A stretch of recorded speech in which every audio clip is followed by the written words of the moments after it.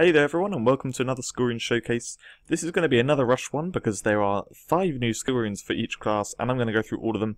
A lot of repeats. But anyway, this is going to be a fun video, I can tell you that now, because there is a certain skill rune on the wizard class that has got me laughing so much. I'm pretty sure it's bugged. Anyway, we're in the Water Wars festival right now. There's a lovely player appreciation package here with a water jewel in it that is essential. You really want to get this, and 10 levels of class promotion.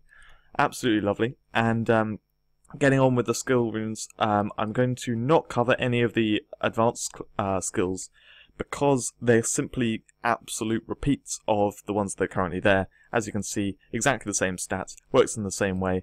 It's the same on Aqua Leech and all the other classes as well. Not going to go through them because they're simply water versions of the nature runes that came before. So the ones I am going to show are Avalanche, first of all. So Avalanche, this works very differently to the other skill runes on the class. So normally the way it works is, if I compare it to Deluge here, normally the way it works is it will hit one target. If there's more than one target there, it will split over them, and so it does 5 bolts, and they will split across the targets, all hit on one, and they'll deal the base damage plus then the extra damage. Now this one works very differently. It's also, all the hits go once. Like the instant you use it, they all go there. This one works as you hit on the target, there's about a 1 second pause before any damage comes down, and they start flying down. 8 of them come down, and so it hits them 8 times the base damage instead of the 5, and 8 times with that extra damage, which that extra damage is around about as much as Flame Cannon. I think, anyway. It's really good damage, and the fact it does it 8 times is quite insane for the damage. So I'll show you it here. That doesn't actually do any damage. Then you've got the Avalanche coming down, and there's 8 of them.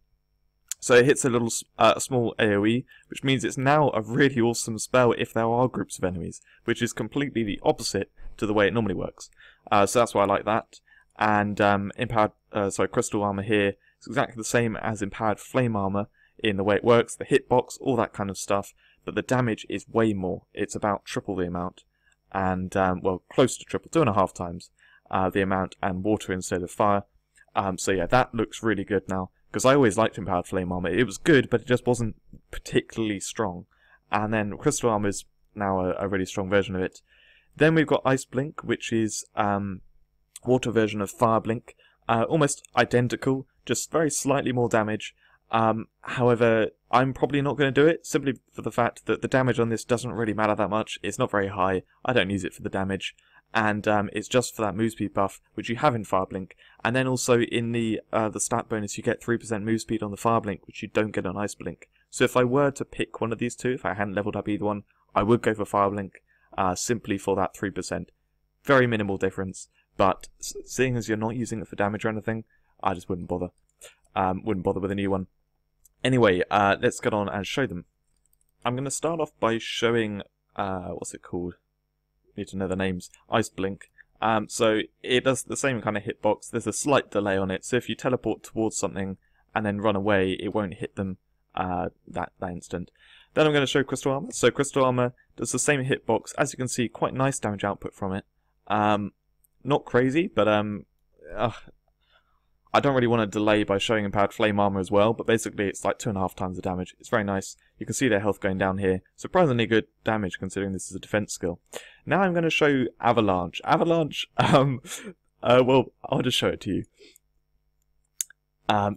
They just get annihilated, and it's because it's currently doing it by each enemy it hits. So if there are multiple enemies there, then just loads of avalanches come down and it just annihilates them. But anyway, if you look, if you rewind the video to where that was hitting them, you'll see the white area is the hitbox of it. It's fairly small. When it's a single target, obviously it just does the 8.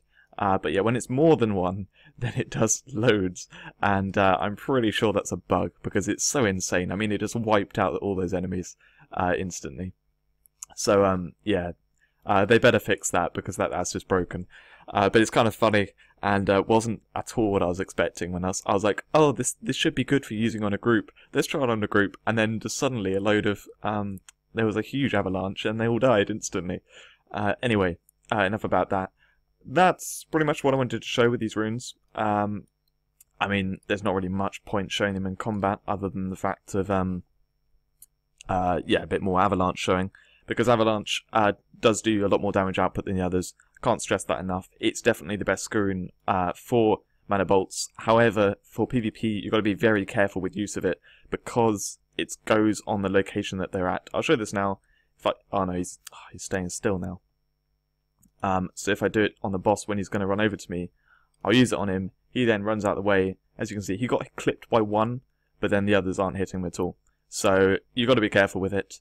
You've got to use it on them when they're still. And if you do get hit by an avalanche or whatever in PvP, then run away and you'll avoid it. And yes, otherwise, so careful with use in PvP. There's something more I wanted to say. I'm trying to remember now. Because it's damage over time rather than instant, one of the great uses for it in PvP is the fact, mana bolts that is the fact it does all the damage instantly, which, you know, other things don't really do that. That's our only way of doing massive damage instantly, as a wizard. So, it loses that if you go for Avalanche in PvP. So I'm not sure about it as a PvP skill. However, in PvE it looks like it's awesome. And once they fix the bug, it won't be quite so broken, hopefully. Anyway, on to the Archer Skuruns. So for the Archer Skuruns, we have them on Arcane Arrow, and then Sniper and Barbed Arrows. I always want to call that Scorching Arrows, because that's like the rune you always use on it. Anyway, so I'm going to cover Arcane Arrow first. So other than Arcane Arrow, you've got Empowered Shadow Arrow, which does extra damage. That's the most damaging one, and then otherwise you've got Static Field, that adds root as well as the slow. That root effect is mainly what you want to use on this. I mean, there are better damage options on the class, so you wouldn't really use this skill for damage, unless, you know, they add a skill rune which does add loads of damage. But this skill rune Frostbite doesn't. The only special things about it, so it does the slowing effect as normal, has the same hitbox. It's water, so, you know, if you're water build, it could be strong. But the main thing is, it deals, it gives you a move speed boost and an attack speed boost. Now, that goes for 5 seconds, I think. So I'll just show it here. That's it, you know, kind of hitting off and everything. They go to blue as they're slowed. And it's a decent slow. It's 50% slowed, like everything else. The boost that it gives to you is a 25% move speed boost and a 10% attack speed boost. If you look at the numbers here, then I'll open it up again. See, that's now 35. It was 45. My move speed is 40, that was 65. So it's a fair little boost to move speed, however, probably not that useful in combat. And then the attack speed boost is very minimal. So I don't see a lot of use in this. Maybe I'm missing something, but I don't really see it as much use. Where it gets really exciting is, so we already had Piercing Eyes. We have no fire skill rune for Pierce. Piercing Eyes is very strong. We had fire on Sniper and fire on Barbed Arrows. Now we have water on both of them as well. So the only thing missing is actually a decent water one here. We've got Mark of Ignition, that's a good fire one. But anyway, so this Sniper skill rune is exactly the same as Empowered Blasting Shot, but water version. So it has the knockback, and otherwise just adds some water damage onto your Sniper. Your basic attacks. This Chilling Arrows is identical to Scorching Arrows. What makes Scorching Arrows so special is, rather than having a stack limit of 3, which this is on the base skill and it's on all skill runes, if you add this on, every single hit you do is going to add fire damage on. And also the base damage of the 25% that hits 3 times, which is amazing as you increase your attack speed more. And this is exactly the same. You can see loads of water numbers there. I actually had I had Pierce in, so we'll get crazy number of water numbers now. Crazy amount of water numbers now. As you can see, it wipes them out extremely fast. I'm just as powerful as the wizard that I just showed, and I mean obviously the avalanche kind of showed that a bit overpowered. But yeah, it's as powerful for Scorching Arrows and its water version. So water archers are now stronger than fire archers slightly, and a lot of people are focused on fire, obviously, if they're an archer. But yeah, really cool now that they've made water very viable.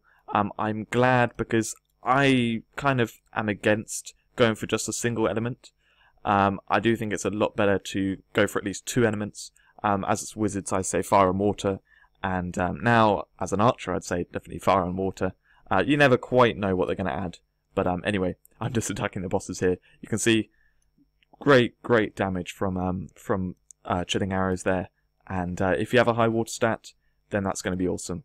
So if you're new to the Archer class and you haven't got your fire stat up really high, I would instead probably pick water, because they've been giving out a fair amount of water jewels in different ways, and yeah, if you get your water up, then that's a very solid build too.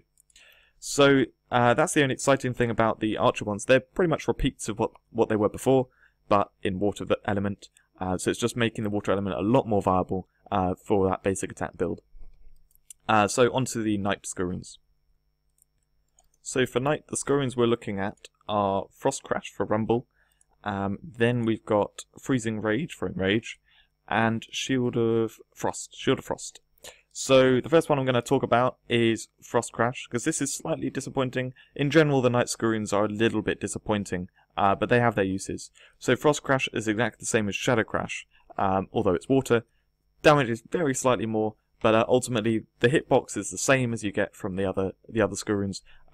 If you didn't know already, Volcano Eruption is the one that adds a ton of damage onto the skill, and that has a smaller hitbox. The other ones have bigger hitboxes, and also, sorry, there's no stun from Volcano Eruption, so it basically turns it into a damage skill, small hitting damage skill. The other ones are all big hitting stun skills, and what makes Frost Crash and Shadow Crash slightly better for that is it knocks back enemies and then stuns them. So it keeps enemies away from you very nicely. Good for that. But in general, if you're a tough knight, it's better to tank and draw the enemies in. So, not really one which I kind of like that much.